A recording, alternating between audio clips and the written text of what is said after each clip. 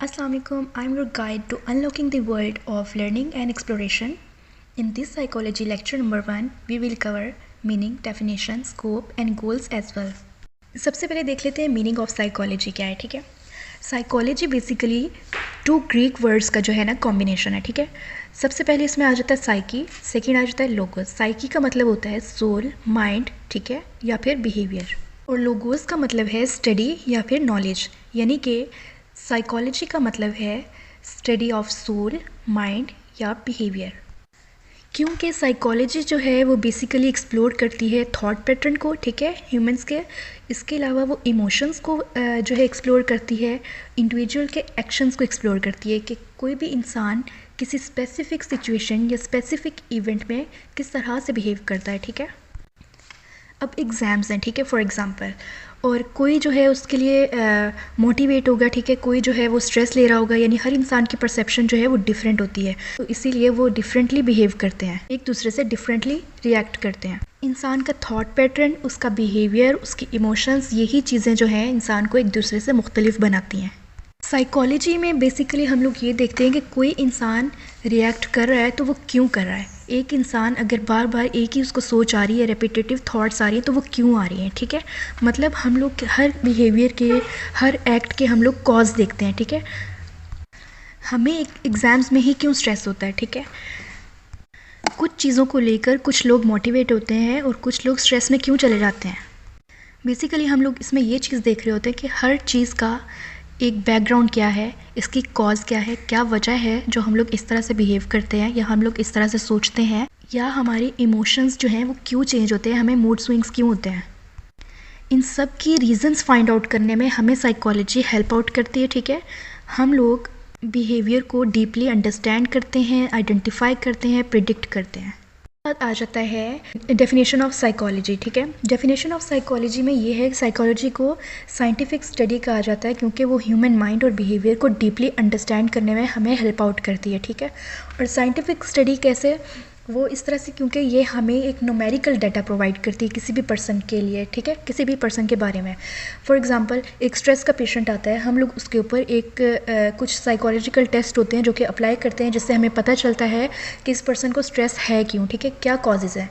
उन टेस्ट के ज़रिए हमें न्यूमेरिकल डाटा मिलता है कि मतलब फ़र्ज़ करें 10% स्ट्रेस है इसको या 20% है, ठीक है। मतलब परसेंटेज में या फिर न्यूमेरिकल डाटा हमें जो है वो रिसीव होता है टेस्ट के ज़रिए।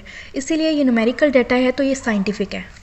हमें पता चलता है पर्सन की कंडीशन जो है वो माइल्ड है, मॉडरेट है या स्वेयर है, ठीक है।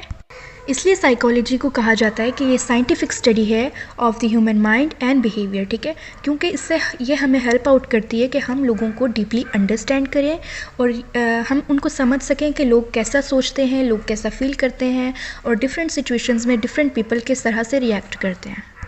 इसके बाद आ जाता है स्कोप ऑफ साइकोलॉजी। सबसे पहले इसमें आता है अंडरस्टैंडिंग बिहेवियर। जैसे कि मैं आपको पहले बता चुकी हूँ कि साइकोलॉजी हमें दूसरों को डीपली अंडरस्टैंड करने में हेल्प आउट करती है कि लोग कैसा सोचते हैं, क्यों ऐसा सोचते हैं। कुछ लोग नेगेटिव सोचते हैं हमेशा और कुछ लोग पॉजिटिव सोचते हैं, कुछ लोग दोनों सोचते हैं, ठीक है। मतलब क्यों ऐसा सोचते हैं, स्पेसिफिक इवेंट पे लोग कैसा फील करते हैं, एक अपनी डेली लाइफ में कैसे एक्ट करते हैं और क्यों एक्ट करते हैं, डिफरेंट सिचुएशन में डिफरेंट पीपल अलग अलग से रिएक्ट क्यों करते हैं, ठीक है। इसी वजह से इंसान एक दूसरे से मुख्तलिफ होता है, ठीक है। एक इवेंट है एग्ज़ाम्स, जिस तरह मैंने आपको पहले एग्जांपल दी, उसको लेके अगर 4 पीपल हैं, ठीक है, वो सब अलग अलग ही रिएक्ट करेंगे, ठीक है, क्योंकि वो एक अलग अलग ह्यूमन है। इसके बाद आ जाता है मेंटल हेल्थ। मेंटल हेल्थ में ये है, साइकोलॉजी इस तरह से रोल प्ले करती है कि हम लोग जो इंडिविजुअल के अंदर एक टारगेट बिहेवियर होता है, या तो स्ट्रेस होता है, एंजाइटी होती है, या कोई भी ऐसा बिहेवियर या ओवर थिंकिंग हो गई, ठीक है, उसकी कॉज देखी जाती है, ठीक है। उसके बाद उसको ट्रीट किया जाता है, ठीक है, टारगेट किया जाता है उस स्पेसिफिक बिहेवियर पे, देन उसको ट्रीट किया जाता है। डिफरेंट थेरेपीज़ यूज़ की जाती हैं, ठीक है, या तो फिर डिफरेंट स्ट्रेटजीज़ के ज़रिए उनको क्योर किया जाता है। देन आ जाता है एजुकेशन, ठीक है।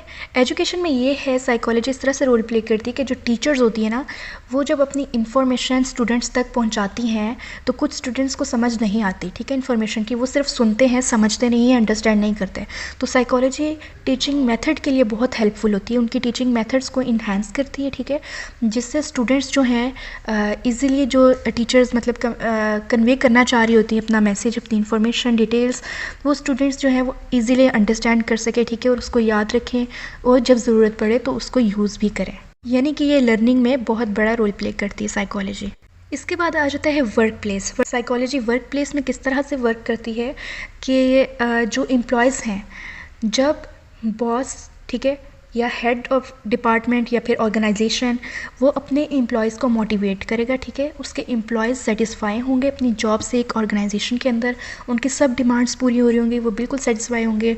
फॉर एग्ज़ाम्पल एक ऑर्गेनाइजेशन है, उसमें उनके एम्प्लॉयज़ को व्हीकल फैसिलिटीज़ भी दी जा रही हैं, ठीक है, मेडिकल भी दी जा रही हैं, उनको बोनस वगैरह भी दिए जा रहे हैं, वो हर तरह से सेटिस्फाई हैं, तो ऑब्वियसली वो अपनी 100% पुट करेंगे ना ऑर्गेनाइजेशन में, तो इसी वजह से उनकी प्रोडक्टिविटी जो है ऑर्गेनाइजेशन में वो इंक्रीज़ होगी। इस तरह से साइकोलॉजी जो है वो ऑर्गेनाइजेशनल सेटिंग में बहुत अच्छा रोल प्ले करती है। अब बचता है लीगल एंड फॉरेंसिक एप्लीकेशंस। इसमें साइकोलॉजी जो है वो लीगल मैटर्स के साथ जो है असिस्ट करती है, ठीक है, जैसे कि क्रिमिनल्स होते हैं, ठीक है, उनको अक्सर साइकोलॉजिस्ट जो होते हैं, क्रिमिनोलॉजिस्ट, वो जो है आइडेंटिफाई कर रहे होते हैं उनका टारगेट बिहेवियर, कि ये पर्सन ऐसा क्यों हुआ। कई दफ़ा इस तरह होता है कि इस वजह से भी क्रिमिनल्स बन जाते हैं लोग, क्योंकि उनका इन्वायरमेंट अच्छा नहीं होता, ठीक है, या तो फिर उनके पीयर्स अच्छे नहीं होते, ठीक है, या फैमिली में कोई प्रॉब्लम होता है, ठीक है, या तो फिर कोई चाइल्डहुड ट्रॉमा होता है। इन सब को आइडेंटिफाई करने के लिए क्रिमिनोलॉजिस्ट जो हैं वो आइडेंटिफाई करते हैं डिफरेंट कॉजेज़, ठीक है।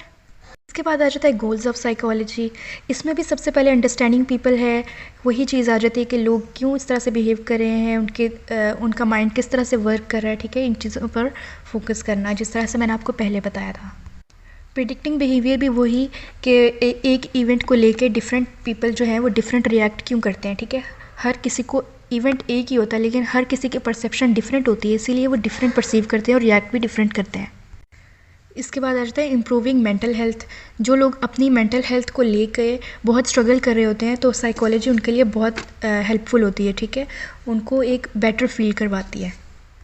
देन आ जाता है इन्हेंसिंग लर्निंग, ठीक है, इसमें भी वही टीचिंग वाली बात आ जाती है जो मैंने आपको पहले बताई थी कि स्टूडेंट्स की हेल्प करना कि वो किस तरह से इफेक्टिवली लर्न कर सकते हैं, ठीक है, और टीचिंग वेज पे फोकस करना कि कौन सा टीचिंग मेथड सबसे बेस्ट रहेगा स्टूडेंट्स के लिए ताकि वो उनकी इन्फॉर्मेशन को किस तरह से अंडरस्टैंड कर सकते हैं, ठीक है, और वो बाद में इजीली रिकॉल भी कर सकें, ठीक है, ऐसा नहीं है कि वो उनको भूल जाए, इस तरह की इन्फॉर्मेशन हो जो कि उनको लॉन्ग टर्म के लिए उनके माइंड में स्टोर हो जाए। लास्ट पॉइंट जो है ऑप्टिमाइजिंग वर्क प्लेसेस, इसमें भी यही बात आती है, जब इन्वायरमेंट अच्छा होगा, आपका एम्प्लॉय जो है वो हैप्पी होगा, सेटिस्फाई होगा, तभी आपकी ऑर्गेनाइजेशन में जो है प्रोडक्टिविटी जो है वो ज़्यादा होगी, ठीक है, और आपकी ऑर्गेनाइजेशन जो है वो एक हाई लेवल पर रन करेगी। Thank you so much, stay tuned for more educational videos.